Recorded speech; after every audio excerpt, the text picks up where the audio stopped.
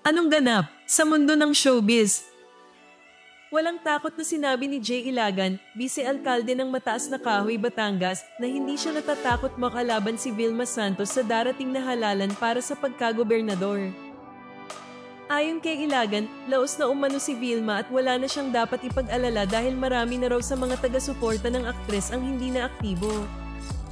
Dagdag pa ni Ilagan, mas matatakot pa siya kung ang kanyang kalaban ay mga mas batang artista tulad ni Catherine Bernardo o Andrea Brillantes dahil mas malakas pa ang suporta ng kanilang fans. Kung ang aking kalaban ay si Catherine Bernardo, pero ang aking kalaban ay isang Vilma Santos laang nalaos na. Ha? Hindi ako takot. Kung si Catherine Bernardo at si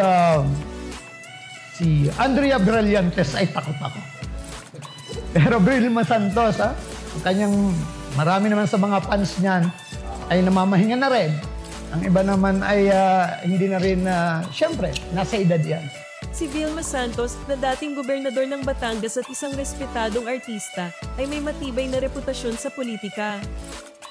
Sa kabila ng pahayag ni Ilagan, nananatiling malaking tanong kung paano makakaapekto ang kasikatan ni Vilma sa laban para sa pagkagobernador.